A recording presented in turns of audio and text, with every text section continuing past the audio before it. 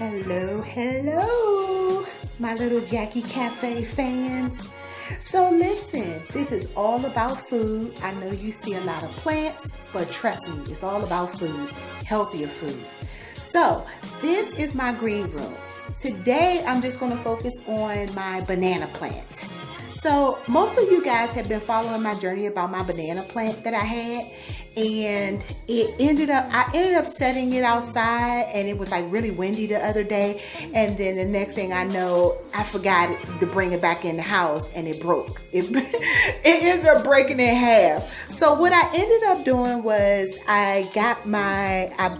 since it died, well, it didn't die, but it did die. So I'll cut it up into pieces, and we're going to call this a tissue culture. So I cut it up in pieces in tissue cultures, and I am going to let it dry out overnight, and then I'm going to plant them in separate little beds, and then they will grow again for me, banana trees. So that banana tree that I had was actually called a cavendish dwarf, and it's actually going to produce, hold on 1 second. Sorry about that. It's actually going to produce me some fruit, the actual bananas. So, and they're going to be good bananas. They're going to be like the Chiquita bananas, believe it or not. I know there's many versions of banana trees. I actually went out and bought me another one. This is the banana tree that I ended up buying that's brand new. And it's a red banana tree. I forgot the name of it. It just slipped my mind just that fast. I'll put it in the link below. But I got this one maybe about 2 or 3 weeks ago. I have yet to repot it. I'm afraid to because it's so beautiful. I don't want to lose it. But I really do need to repot it because it's like growing outrageously. But it is not going to produce the fruits, so it's more for decorations. It's going to get really big, so it's going to get tall, and it's going to be beautiful in here. So I'm looking forward to that. But my cavendish that croaked over, it's going to give me some fruit. It might take forever and a day, but it will give me some. And it's not going to be as big. It's going to be probably about the height of this is right now. That's why it's called a dwarf cavendish, so I can keep it inside all year long if I wanted to, and I have some really good fertilizer. So it may not take as long to give me the fruits that I'm looking for because I know how to fertilize it and get the fruits that I need out of it. So anyway, long story short, this is the inside of my green room where I grow my indoor vegetables, where I started. So let me just give you a quick little tour because I know some of you guys are wanting to know. Remember I talked about how you can store your seeds all year long. They can last 5 years if you store them like this. I got into that before. I'm not going to get into it again. I have about 10 different packs of seeds in each container. I actually have more of these containers just not out. I just don't believe in a whole bunch of mess being out. This weekend I am actually going to be planting my potatoes because as you can see it is as you can see it is busting out of the package here, so it's dying to be.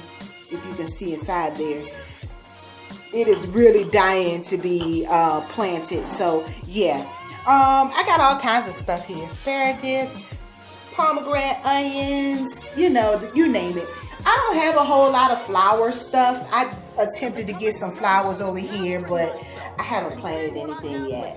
I have 1 or 2 flowers that I, just use for beauty, but they don't usually last. So, because I'm a food grower, not really a beautiful flower grower. So these are my latest. These last forever, and these are not hard to take care of, my lilies. So I don't have a problem with taking care of those inside. I've had those for a while, and they do pretty well. I just repotted them because they're getting bigger. But yeah, so these are my new flowers. This is actually my sweet basil and my red robin basil.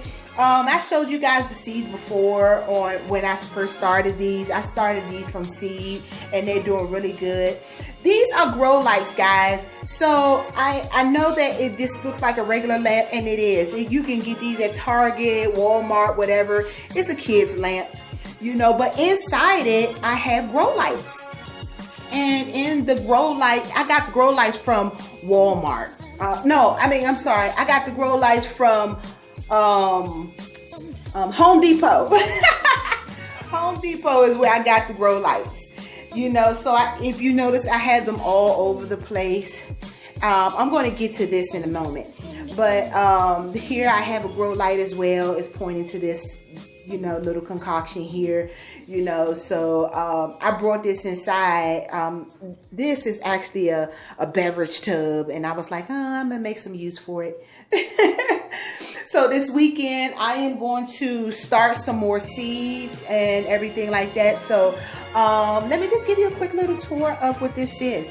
So this shelf right here, somebody threw it out and it was trash. They wanted the big and bulky to come and get it. So I was like, no, that would be perfect for my indoor garden room so that I can put my seedings and stuff on there, my growings.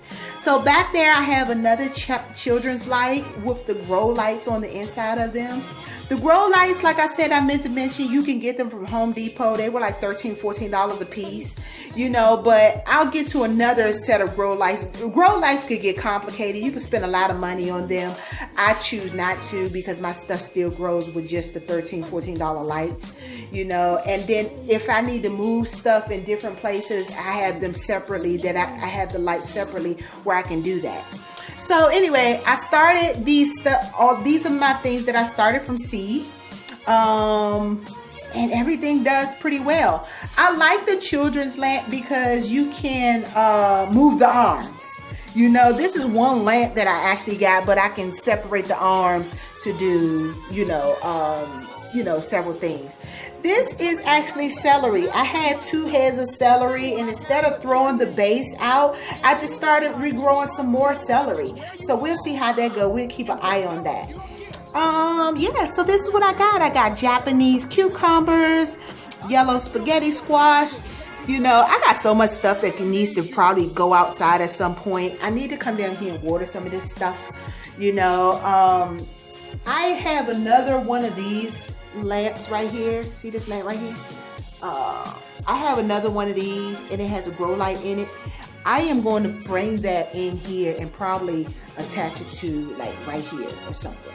Forget my little dirty gloves. I was just in here replanting some stuff.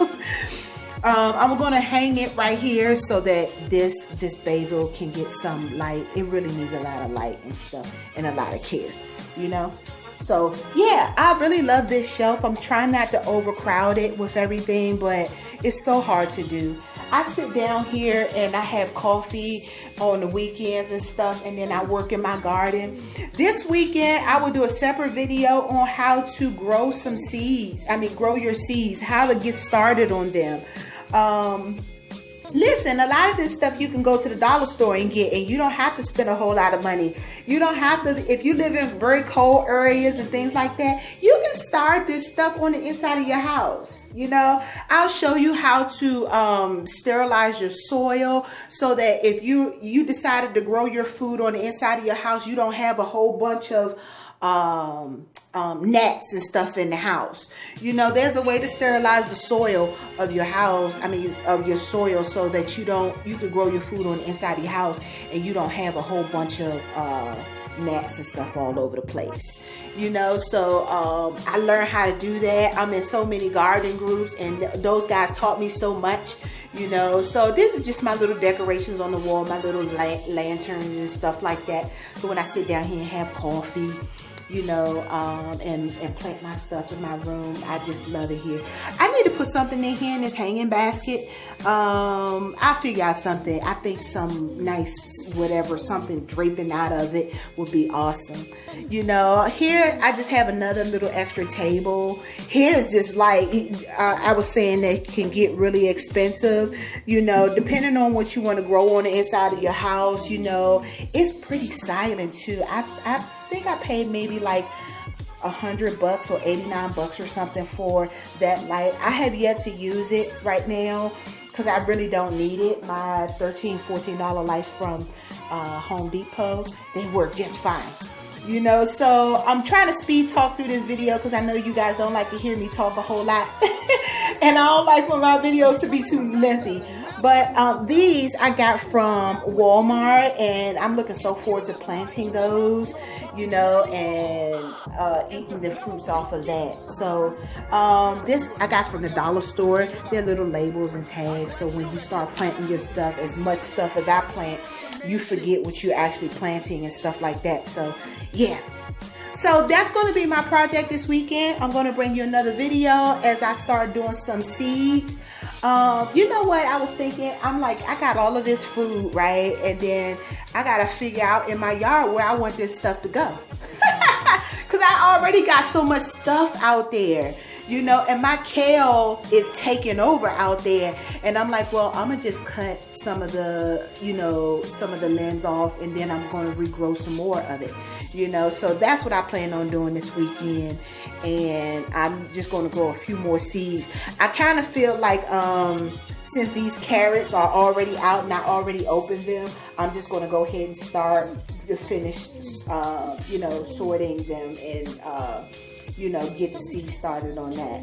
So, yeah, join me, and thank you so much for subscribing to my channel. If you haven't already subscribed to my channel, please do, so you guys can see how to start your food inside your house, or whether you want to do it outside. During the winter months, it's great to start your food on the inside of your house, you know. So and I can teach you along the way. If you have questions, feel free to email me and we'll get started from there. I've already answered some people's questions, you know, when you guys email me, and I try to walk you guys through a step-by-step, you know. So yeah, let's just do it together.